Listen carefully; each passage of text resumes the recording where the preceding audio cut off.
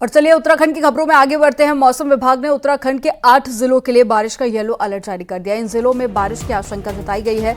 ऊंचाई वाले इलाकों को बर्फबारी का भी पूर्व अनुमान जताया गया। उत्तरकाशी, चमोली, रुद्रप्रयाग, टिहरी, देहरादून, पौड़ी, पिथौरागढ़, बागेश्वर में बारिश का अलर्ट जारी किया गया है। साथ ही तेज आंधी और तूफान को लेकर भी एडवाइजरी जारी की गई।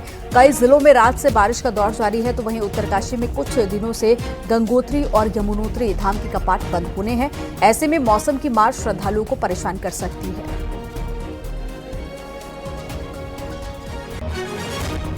तो 8 जिलों के लिए येलो अलर्ट जारी किया गया है। लगातार बारिश का दौर भी जारी है। कई भी उत्तराखंड के कई इलाकों में कल भी देखा गया कि हल्की बूंदाबांदी हुई थी और ऐसे में बर्फबारी के आसार ऊपरी इलाकों के लिए जताए गए हैं। उत्तरकाशी, चमोली, टिहरी, रुद्रप्रयाग ये वो इलाके हैं जहां पर बारिश की संभावना है। तेज आंधी और इसके साथ में तूफान को लेकर भी एडवाइजरी जारी की गई है मौसम विभाग की तरफ से।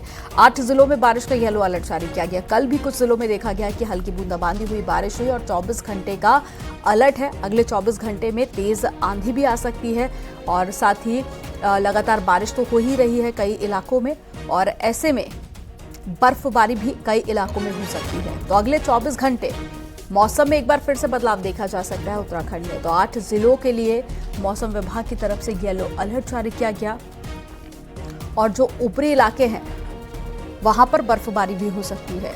देहरादून, पौड़ी, पिथौरागढ़, बागेश्वर ये वो इलाके हैं जहां पर तूफान को लेकर भी एडवाइजरी जारी की गई है। तो ये तस्वीरें आप देखिए और इसके चलते टेम्परेचर भी काफी ज्यादा कम हो गया है और ठंड अब बढ़ने लगी है पहाड़ों पर, क्योंकि बारिश के साथ साथ कई जगह पर बर्फबारी का दौर भी शुरू हो चुका है। कल भी मौसम विभाग की तरफ से अलर्ट जारी किया गया था और एक बार फिर से मौसम विभाग की तरफ से अगले 24 घंटे को लेकर येलो अलर्ट जारी किया गया। कई जगह पर तूफान भी आ सकता है। हालांकि जो सबसे ज्यादा खतरा है वो ऊपरी इलाकों के लिए बताया गया। जो निचले इलाके हैं वहां पर हल्की बूंदाबांदी होगी। इसके अलावा जो ऊपरी इलाके हैं वहां पर कई जगह पर तूफान और साथ ही बर्फबारी की भी संभावना है।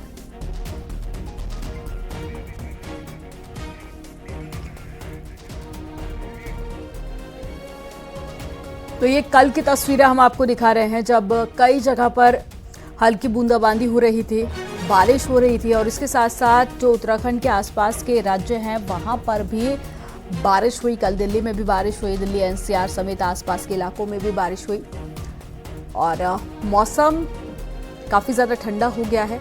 ठंड अब बढ़ने लगी है। इसके अलावा जो उत्तराखंड है वहां पर सबसे ज़्यादा बारिश और बर्फबारी की संभावना जाहिर की गई है। ज्यादा जानकारी के साथ में देहरादून से दीपांकर भट्ट जुड़ गए हैं, उत्तरकाशी से बलवीर परमार जुड़ गए हैं। सबसे पहले दीपांकर मैं आपके पास में आऊंगी।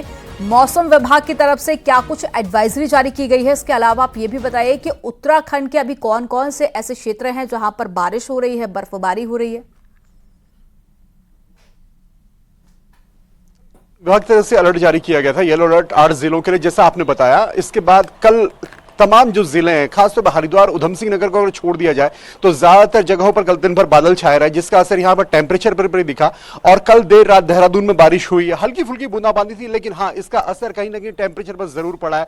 अल्मोड़ा में बारिश है, बागेश्वर में, चमोली में, उत्तरकाशी में बारिश है। मौसम सभी जगह पर खराब हुआ है। और जो बात आपने भी कही कि अब आने वाले दिनों में, क्योंकि अब सर्दियों का मौसम है और ये बारिश अगर आज दिन भर भी रहती है, हल्की फुल्की बूंदाबांदी भी रहती है, तो इसका असर आने वाले दिनों में और अब सर्दी जाहिर तौर पर बढ़ेगी। साथ ही साथ ये जो आने वाला हफ्ता है, सोमवार से जो शुरू होगा 13 तारीख से, अब चारों धामों के कपाट भी बंद हो रहे हैं। तो वहां पर भी बारिश की वजह से जो श्रद्धालु पहुंचे हैं इस दौरान धाम के कपाट बंद होने के वक्त पर, उनको भी वहां पर दिक्कतें जरूर हो सकती है। लेकिन ऊंचाई वाले इलाकों के लिए मौसम विभाग का अलर्ट यही है आज के दिन के लिए कि आज कई जगहों पर बारिश बर्फबारी हो सकती है। देहरादून में अगर बात करूं, शुक्रवार का जो टेम्परेचर था, मैक्सिमम टेम्परेचर 24.6 के आसपास रहा, जो नॉर्मल से 2 डिग्री कम था। तो देहरादून में अगर यह हाल है तो आप समझ सकते हैं कि पहाड़ के जिलों में किस तरह की ठंड होगी। हालांकि मौसम विभाग का यह भी कहना है कि 12, 13, 14 यानी दीपावली और उसके अगले 2 दिन मौसम सभी जगह पर साफ रहेगा। यह एक राहत भरी खबर है, लेकिन फिलहाल यह जरूर है कि दीपावली की छुट्टियों के बीच में ठंड बढ़ी है। बिल्कुल, अब ठंड काफी ज्यादा बढ़ने लगी है और उत्तरकाशी से बलवीर भी हमारे साथ पे जुड़े हुए हैं। बलवीर, आपके आसपास तस्वीरों से ये समझ आ रहा है कि मौसम में काफी हद तक बदलाव हुआ है। तस्वीरें आप दिखाइए और साथ ही वेदर को लेकर क्या अपडेट है उत्तरकाशी से। तो बलवीर भी हमारे साथ पे जुड़े हुए हैं।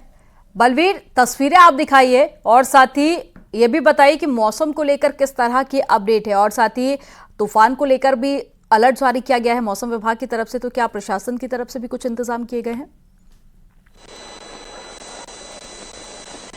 बिल्कुल। अगर हम मौसम की बात करें तो कल आज रात भी बारिश हुई थी, कल दिन में भी बारिश देखने को मिली थी और जिसके कारण जो जनपद में है कड़ाके की ठंड महसूस की जा रही है। यमुनोत्री धाम की बात करें तो वहां अच्छी खासी बर्फबारी हुई है। जो श्रद्धालु है उन्हें कड़ाके की ठंड का एहसास पूरी यमुना घाटी में हो रहा है। इसी तरह के हाल गंगोत्री जो घाटी है गंगोत्री धाम में वहां पे बने हुए है और रात में भी अच्छी खासी बारिश और बर्फबारी ऊपरी क्षेत्रों में देखने को मिली है और जिससे जो ठंड है काफी बढ़ गई है। और अगर हम आज के मौसम की बात करें तो मौसम इस समय ऊपरी क्षेत्र में अभी भी बादल छाए हुए हैं, कोहरा छाया हुआ है, पर जो निचले क्षेत्र है वहां पे कहीं कहीं पे मौसम खुलना शुरू हो गया है। पर जिस तरह से मौसम बदला है उससे कह सकते हैं कि जो ठंड है उसने अपनी दस्तक दे दी है और सीजन की पहली बर्फबारी भी धामों में देखने को मिली है। जी, तो इसी के साथ में ठंड की शुरुआत हो जाएगी बलवीर और आने वाले दिनों में और ज्यादा टेम्परेचर नीचे गिर सकता है। अल्मोड़ा से किशन जोशी भी हमारे साथ में जुड़े हुए हैं। किशन, अल्मोड़ा में वेदर को लेकर किस तरह की अपडेट है और साथ ही अल्मोड़ा को लेकर भी मौसम विभाग की तरफ से अलर्ट जारी किया गया है, तो किस तरह से मौसम अभी फिलहाल वहां बना हुआ है? अमनदीप, मैं आपको बताऊं कि देर रात जो है अल्मोड़ा के कई हिस्सों में जो है बारिश हुई है। बारिश के बाद टेम्परेचर एकदम डाउन हो गया है। सुबह से घाटी वाले क्षेत्रों में कोहरा लगा हुआ है, आसमान में बादल छाए हैं। चारों तरफ आप मेरे पीछे देख सकते हो कि पूरा कोहरा छाया हुआ है। लोगों को जो है गर्म कपड़े लोगों ने निकाल लिए हैं। दीपावली का मौसम है क्योंकि अधिकांश लोग मैदान से पहाड़ को आ रहे हैं, तो कहीं न कहीं मैदान का टेम्परेचर और पहाड़ का तो ये एक समय मौसम चेंज का होता है। इसमें जो है वायरल सहित कई बीमारियों का भी आशंका बनी रहती है। इसलिए हमारी सभी लोगों से निवेदन भी है जो मैदान से पहाड़ को आ रहे हैं वो कम से कम गर्म कपड़े लेके आए क्योंकि पहाड़ में एकदम ठंडा हो गया है।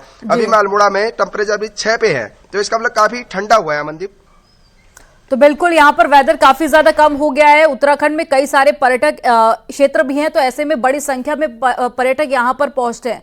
तो ऐसे में यहाँ पर किशन जोशी आपको जानकारी दे रहे हैं कि अगर आप यहाँ पहुंचते हैं तो जरूर गर्म कपड़े अपने साथ में लेकर आए। आप सभी का जानकारी साझा करने के लिए बहुत शुक्रिया। और चलिए खबरों में आगे बढ़ेंगे और दीपावली पर राज्य कर्मचारियों को मुख्यमंत्री पुष्कर सिंह धामी ने बड़ा तोहफा दिया है और राज्य कर्मचारियों को दीपावली बोनस का तोहफा दिया गया। राज्य कर्मचारियों को बोनस का आदेश जारी कर दिया है। 1184 रुपए से लेकर 7,000 रुपए तक का बोनस राज्य कर्मचारियों को मिलेगा और राज्य के 1,30,000 कर्मचारियों को इसका सीधा फायदा होगा।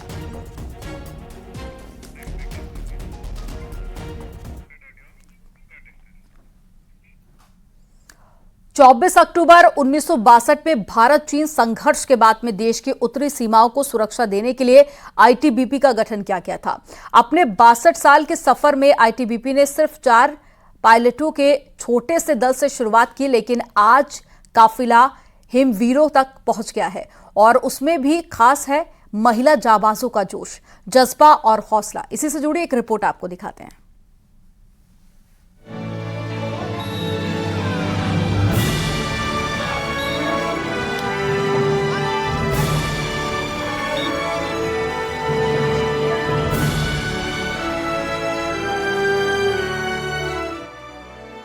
Five frontier, east frontier, north east frontier, northern frontiers, Naxal frontier, महिला Naxal frontier, ski force, commando दस्ता और पैरा ट्रूपर्स, ये वो टुकड़ियां हैं जो आज आईटीबीपी का हिस्सा हैं और इनमें खास है महिला जाबाजों का जोश।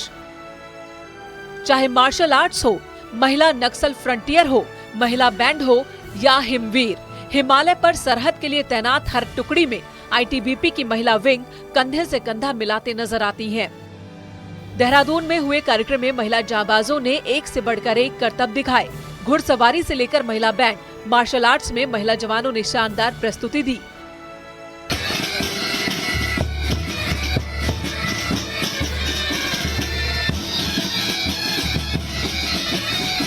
दृढ़ता और कर्मनिष्ठा के ध्येय वाक्य के साथ 62 साल से भारत की दुर्गम सीमाओं को आईटीबीपी ने, हमारे हिमवीरों ने सुरक्षित करने का काम किया है।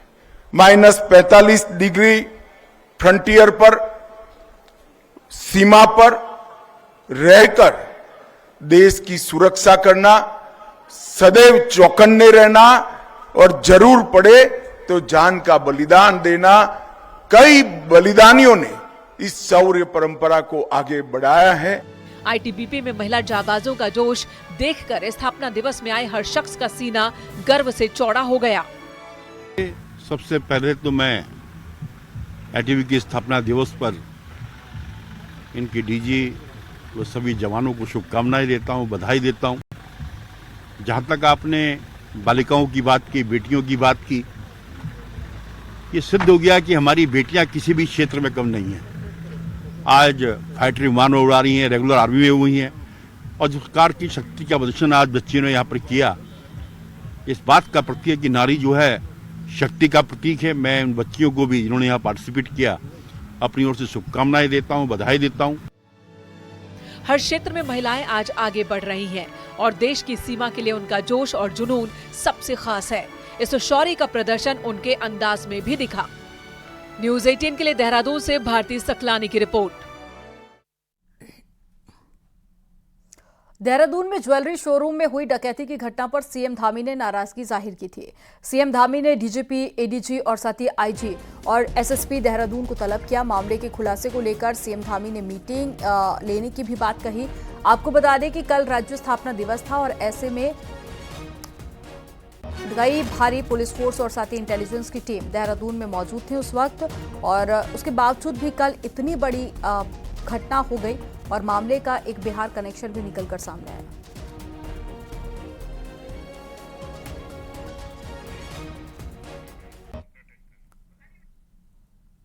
दीपावली के लिए बद्रीनाथ धाम सजाया गया। भगवान बद्री विशाल के मंदिर में रंग बिरंगे फूलों से डेकोरेशन किया गया और मंदिर की बेहद खूबसूरत तस्वीरें भी सामने आई, जो हम आपको दिखा रहे हैं। मंदिर के द्वार पर विष्णु और लक्ष्मी जी की भव्य मूर्तियां भी सुशोभित की गई।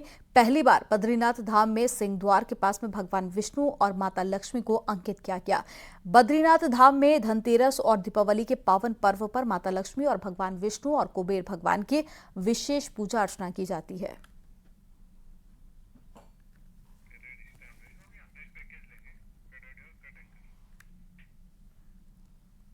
दीपावली का मौका है और भगवान केदारनाथ के धाम में दीपावली का खासा महत्व है। दीपोत्सव के मौके पर आपको बाबा केदार के आरती के महत्व और यहां संध्या आरती के समय अद्भुत दृश्य दिखाते हैं।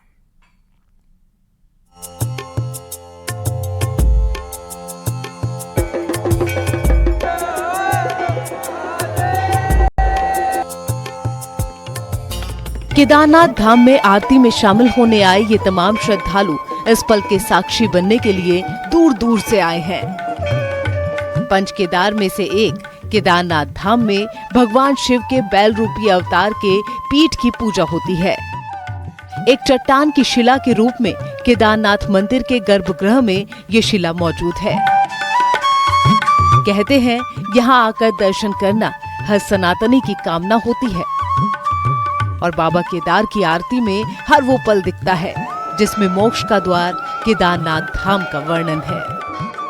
हिमालय की पहाड़ियों पर स्थित बाबा केदार का धाम मंदाकिनी और सरस्वती नदी के पास है और शाम के समय इसकी खूबसूरती बेहद ही खास हो जाती है। संध्या आरती के गवाह बने श्रद्धालु इस पल के साक्षी बन खुशी से भावुक हो जाते हैं। जानकार बताते हैं कि केदारनाथ में आरती के समय रावल द्वारा ही पूजा थाल उठाई जाती है। आज हम सब मित्र परिवार के साथ इधर आए और सब ये जो माहौल देख के भक्तिमय, आनंदमय, हर्षोल्लास के साथ जो इतनी पब्लिक है, जो आनंद के साथ जो आरती करती है, वो आनंद आप उसका कोई मोल ही नहीं लगा सकते। ये आरती का अनुभव हो रहा है कि यहाँ पे साक्षात प्रभु भोलेनाथ का आगमन हो रहा है, माता पार्वती सब परिवार, और बहुत अनुभव स्वर्ग का महसूस हो रहा है। महाभारत के युद्ध में अपनों के ही खून बहे और अपनों ने ही खून बहाए थे। जिसके बाद पश्चाताप के लिए श्री कृष्ण के आदेश पर पांडव प्रायश्चित करने के लिए भगवान शिव के पास गए थे, लेकिन शिव उनसे क्रोधित थे और इसी कारण बैल रूपी अवतार लेकर अंतर्ध्यान होने लगे। लेकिन उन्हें उसी दौरान भीम ने देख लिया और उस बैल की पीठ पकड़ ली। ऐसे में बैल की पीठ वही रह गई जो आज केदारनाथ के रूप में पूजनीय है। केदारनाथ की आरती भगवान शिव के महत्व और मंदिर की दिव्यता का वर्णन करती है। इसी वजह से आरती का महत्व खास हो जाता है। यहाँ माना जाता है कि ब्रह्म कमल का फूल चढ़ाने से ही प्रभु प्रसन्न हो जाते हैं। सबसे पहले यहाँ पांडवों ने घी मला, भगवान को घी का लेपन होता है। ओम पापो हम पाप कर्माम पापात्मम पाप संभव त्राही माम पार्वती नाथम सर्व पापो हरिहरो। जिस तरह पांडवों के सारे पाप या ज्योतिर्लिंग में घी मलने से लेपने से हर गए थे, उसी तरह सारे भक्त आते हैं देश विदेश से, वो भी घी का लेपन करते हैं। यहाँ पे पहले मुख्यतः चने की दाल और इलायची दाना का मुख्य प्रसाद हुआ करता था, मगर आधुनिकीकरण हो गया, अब लोग ड्राई फ्रूट चढ़ा रहे हैं, ये चढ़ा रहे हैं, ऐसा कुछ नहीं। यहाँ ब्रह्म कमल और चने की दाल और इलायची दाना यही भगवान का मुख्य भोग था और यही प्रसाद था। आरती का मतलब होता है कि जब मनुष्य आर्त होकर के भक्ति भावना से युक्त होकर के भगवान की शरण में जाता है। और वैसे तो भक्त की भावना ऐसी होती है कि जो है मेरे जो सारे भगवान के सारे जो दुख हैं उनको मैं ले लूं। हर आरती का अपना विशेष स्थान है, लेकिन केदारनाथ धाम में भक्ति का ये स्वरूप और सौंदर्य प्रभु के दर्शन के खूबसूरत पलों में से एक है। न्यूज़ 18 के लिए देहरादून से भारती सकलानी उन्याल की रिपोर्ट। उत्तरकाशी के गाचुड़ा क्षेत्र में हर तीसरे साल गुरु चौरंगी नाथ मेले का आयोजन किया जाता है और इस बार भी 5 गांव में इस मेले का भव्य आयोजन किया गया और 5 दिन तक चलने वाले इस मेले में बड़ी संख्या में श्रद्धालु पहुंच रहे हैं और मेले का प्रमुख आकर्षण हलवा देवता का अवतरित होकर हलवा खाना रहा। बेटियारा में हलवा देवता के पश्चात में देवता के अवतरित होने से मंदिर प्रांगण में रखा 7 किलो से ज्यादा का हलवा देवता कुछ ही पल में चट कर गए।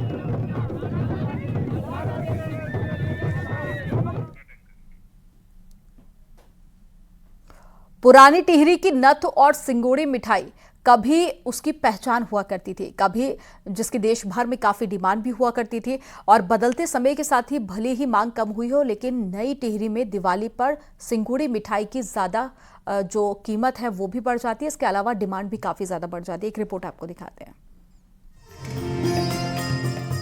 ऐतिहासिक पुरानी टिहरी अपनी संस्कृति और परंपराओं के कारण अलग पहचान रखता था, लेकिन टिहरी डैम की झील में पुरानी टिहरी के डूबने के बाद से उन सभी संस्कृति और परंपराओं का भी अंत हो गया जो कभी टिहरी की पहचान हुआ करती थी। टिहरी में बनने वाली एक विशेष तरह की मिठाई जिसे सिंगोरी कहा जाता है, वो उनमें से एक है जिसकी डिमांड इतनी थी कि लोग देश के कोने कोने से सिंगोरी लेने टिहरी पहुंचते थे। वहीं विदेशों से भी इसकी डिमांड आती थी। पुरानी टिहरी वासियों का कहना है कि राजा महाराजाओं के समय से ही सिंगोरी को इतना पसंद किया जाता था कि अन्य देश के राजा टिहरी से सिंगोरी मंगवाते थे और टिहरी के राजाओं द्वारा अपने मित्र राजाओं को दीपावली के त्योहार में विशेष रूप से सिंगोरी भेजी जाती थी। ये पुरानी टिहरी से हमारे पिताजी भी कारीगरी थे, तो उस समय से हम बना रहे हैं इसको पुरानी टिहरी से। अब ये 24-25 साल हमें नई टिहरी में भी हो गए इसको बनाते बनाते, तो इसलिए ये यहाँ की प्रसिद्ध मिठाई है। इसमें ड्राई फ्रूट वगैरह पड़ते हैं। तो हमने इसका पेड़ यहाँ नई टिहरी में कम उगता है, ठंडे में गर्म में उगता है, इसलिए हमने इसका पेड़ भी यहीं पर लगा रखा है, अपने सामने ही इसका पेड़ लगा रखा है। और जो टिहरी की जो सिंगोरी है वो इसकी डिमांड देश विदेशों में भी है आज की डेट में। विशेषतर यहाँ पर जैसे दीपावली हो गए, होली हो गया, इन पर्वों में इस सिंगोरी को बनाया जाता है और यहाँ पर बहुत कम लोग रह गए हैं जो सिंगोरी को बनाते हैं। कभी टिहरी की पहचान हुआ करती सिंगोरी को बनाने में मेहनत भी बहुत ज्यादा होती है और दीपावली के त्योहार में इसे विशेष बनाया जाता है। मालू के पत्ते से लिपटी सिंगोरी मिठाई आज भी त्योहारों में विशेष डिमांड पर बनाई जाती है। आज भले ड्राई फ्रूट्स और कंपनियों के ब्रांडेड मिठाइयों का प्रचलन बढ़ गया है, लेकिन इसके बावजूद टिहरी की सिंगोरी आज भी अपनी पहचान बनाए हुए है और दीपावली के त्योहार में इसका और अधिक महत्व बढ़ जाता है। बहुत सारे लोग जो कि विदेशों में भी रहते हैं, घनसाली और अन्य विभिन्न क्षेत्रों से, यहाँ तक कि देश के अलावा विदेश तक भी टिहरी की सिंगोरी की मिठाई जाती है।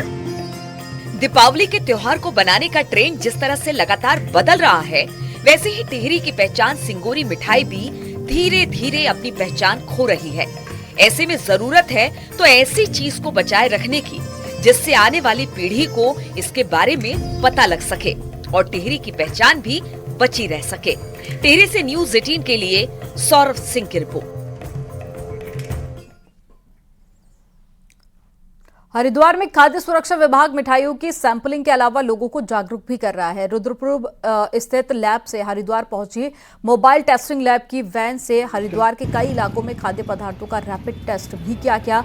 दुकानों से मिठाइयों के सैंपल के टेस्ट के अलावा दूसरे खाद्य पदार्थ की जांच मोबाइल टेस्टिंग लैब में भी करा रहे हैं। इसमें मौके पर सब स्टैंडर्ड पाए जाने वाले खाद्य पदार्थ को बेचने वाले दुकानदारों को नोटिस भी दिया गया और विभाग का कहना है कि लोगों को गुणवत्ता युक्त खाद्य सामग्री मिले, इसके लिए मोबाइल टेस्टिंग लैब को चलाया जा रहा है। मौके पे ही खाद्य पदार्थों की जांच, प्राइमरी जांच जिसे कहते करने के लिए हमारा टेस्टिंग चल रही है, जिसमें कि हम लोगों ने आज 33 सैंपल जांच कर लिए हैं, जिसमें कि लगभग सही पाए गए। सिर्फ 2 सैंपल सब स्टैंडर्ड पाए गए, जिसमें स्टार्च की मात्रा पाई गई है। एक्सीडेंट के बाद में पूर्व सीएम हरीश रावत इन दोनों घर पर आराम कर रहे हैं और कुछ दिन पहले उनका हालचाल जानने के लिए कांग्रेस नेता हरक सिंह रावत भी उनके घर पर पहुंचे थे। हरीश रावत ने कहा है कि हरक सिंह रावत शिष्टाचार में उनका हालचाल जानने आए थे, बाकी इस मुलाकात में कोई दूसरी बात नहीं है। वहीं साल 2016 के जिस स्ट्रिंग केस में सीबीआई जांच चल रही है, उसे हरक सिंह रावत वापस लेने की बात कर रहे हैं और इस पर हरीश रावत ने कहा है कि जो फैसला है उनका था और आज भी फैसला उनको ही करना। आपको बता दें कि 6 नवंबर को सीबीआई ने पूर्व सीएम हरीश को पूछताछ के लिए बुलाया था।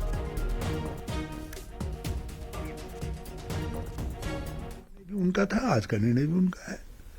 मैं किसी के निर्णय पर कोई टिप्पणी करके उनके निर्णय लेने की क्षमता पर क्यों शंका करूं?